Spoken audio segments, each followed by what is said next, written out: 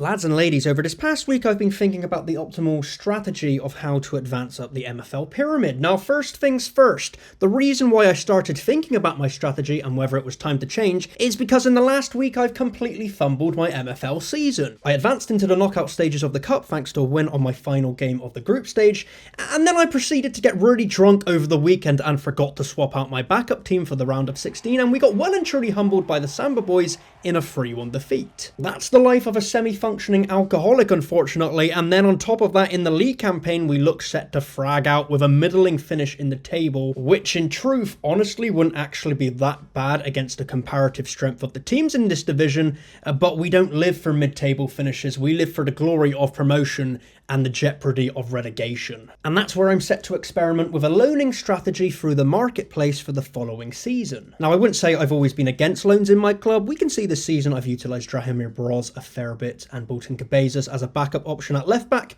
but I've always treaded on the side of avoiding too many loans, as quite simply, I don't like the idea of giving away a percentage of my MFL winnings come the end of the season. It's a fair thought process, certainly. The more MFL you can win and keep for yourself, naturally the better that is for the growth of your own club and account. But let's break down the rudimentary maths behind these approaches. Wow, that was some kind of word I just said right there, and see where we want to go with this next season. Let's keep it simple, stupid, fit with the theme of the channel, and first look at the quality in my division as a simple gauge of the ICE division standard. We can see top of the league, WAN runners will have a full rare squad at this level once the final few 74 rated players progress through that next tier break. And then looking at second in the league, 18 HVR 84. And we can see this in even more full effect where the manager has well over the starting 11 all rated at the rare tier, which I think is fair to say is pretty competitive at this level. Looking further down the table then, and we can see the D10 Destroyers have a full squad rated 70 plus, and then even a club like Mexico City Eagles, who have been flirting with relegation for most of the season.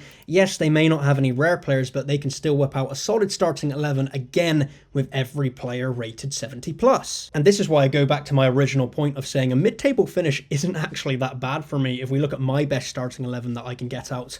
And I still have 6 players rated under 70. Clearly one of the weaker teams in the league, so my tactics are doing the players I have available to me justice so far in the campaign. But unfortunately, good management and tactics can only get you so far until you quite simply need some better quality players in your squad. And this is where I think it's good to start comparing the finances behind certain decisions, as I'm likely never going to really push for promotion without improving my current setup, so we can take that into account when looking at the season MFL rewards on offer. For instance, here in the ICE League, the winner gets 6,000 MFL coins, whereas a mid-table finish, say anywhere between 5th and 8th place, averages out at a little over 3,000 MFL coins, just over 50% of what the league winner gets. So my theory here in terms of the loan market would then be, if we want to make a genuine attempt at winning the league, we can use up to 50% of our revenue share on loan players. That's essentially no extra MFL cost. And as I say, that's because my current team with no loans is only really ever going to be able to come around 5th to 8th place, so about 3,000 MFL coins.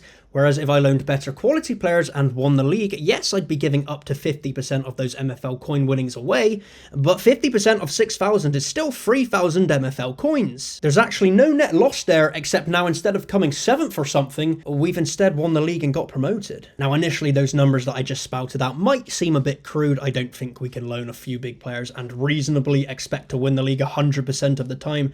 Of course not. So I've instead broken it down a bit more realistically here, where if we went big on loans, the plan would have to be to make a playoff push, certainly, go for those top 3 places, and we'd have to try and bank on that to keep loaning as a profitable venture. So if we average out the top 3 placement payouts and compare that against a 4th to 7th placed average payout, improving our squad could be worth an extra 1,700 MFL coin for finishing in the top 3, meaning we can spend up to 34% of our revenue share on loans until we start erring into the side of unprofitability. Wow, that was a lot of maths, but that was pretty cool, right? The numbers just went, and it was, and now we're looking like we can loan some players right here. Wow. And of course, we could try and buy our way to the title and spend well over this 34% and not worry about the MFL coin payouts, instead thinking purely in terms of getting promoted.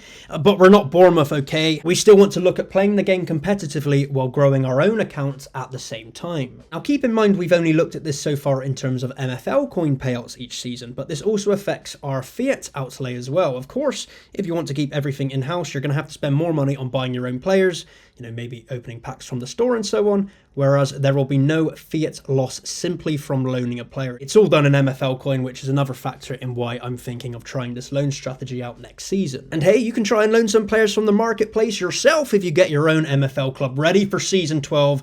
And if you haven't already got one, what's that I hear? Is that the sound of my referral link in the description down below? I believe it is. Ding ding, because you can sign up to the game right now using said referral link in the description down below. So I'll see you out there on the MFL streets. Now, if we do go and check out the marketplace to see what it would cost, in terms of buying your own rare players to compete in this kind of level, this kind of league, you can see some listed for only $1.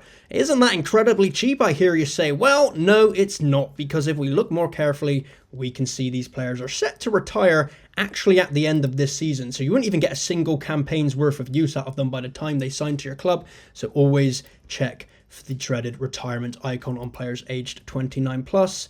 So if we adjust our market search here to be a bit more forgiving on age, and we can see rare players going for roughly $10.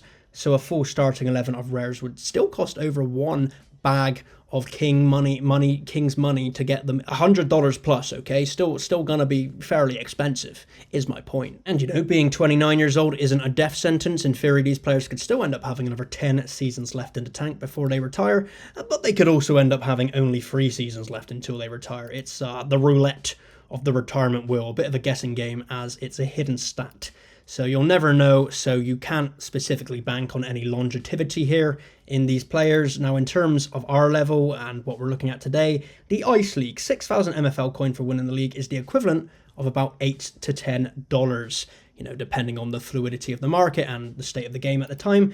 So simply put, I don't think there's enough value there to make going out and buying, 11, 12, 13 rare players worth your while. Especially when you consider due to their age, there's going to be minimal resale value there. Now, it's probably also worth looking at some younger rares who perhaps have a bit more of their career left ahead of them or resale value in the future. So if we set the age here between 21 and 25, you're still instantly looking at $30 plus per player. So yeah, I guess more power to you if you have the money and desire to go out and buy a full rare squad at those prices, but I think using a mix of the loan marketplace could be a more optimal strategy. Because of course we're then only loaning a player for a season. We aren't worried about their age, or even if they're retiring the following campaign, we simply want them for the player they are right now for one season only. So you've got the benefit of not only being able to bring in players who have already fulfilled more of their potential, but this will also increase the chances of progression among many of your own players who perhaps still stay in your squad, and maybe they've been stagnating a bit due to playing with weaker players that weren't quite up to the level. That's certainly something I've noticed this last season that has hit my progression massively in my club, where I've got a mix of some stronger players with a lot of weaker players. If I had some good rares or even high-rated uncommons to bring that rating up, my own players would get much better progression as the season goes on. Now, if we go back and look at D10 Destroyer Squad, and they're perhaps a perfect example of utilizing the loan market to improve their league placement, we can see they've used a whopping 55% revenue share to get these loan players in, and it's paying off as they currently sit third in the league and look set to make the playoffs and win some extra MFL coin, with potentially a promotion to go along with it. And I imagine with a bit of schmoozing and manoeuvring in the marketplace, any manager out there could get equivalent or even better deals than what we can see here on display. I mean, straight away I can see this manager owns their own 77 rated left back in Forstenson, yet they went out and spent a further 7% of their revenue share on 2 weaker left backs in on loan. We're not here to criticize this manager, of course, and right now they're performing well in the league, so their methods are working, but it's certainly to say you can get good use out of your revenue share, even if we're looking at capping it closer to, 35% rather than a much higher 55%. So if you simply use the loan market in a smart manner, perhaps combining with players you already own as a manager yourself, that certainly will open up avenues of possibilities for you in MFL, and that's exactly what we'll be looking to do next season, using the stronger players in my squad such as Conway, Shaw, and the Lord and Saviour Stephen Hooper, and then combining them with some big loans from the marketplace to hopefully, fingers crossed, make a big push for the playoffs. Will my lone strategy work out? Like and subscribe. Ah, good outro, man. I'll catch you next time because I love you. Fucking idiot.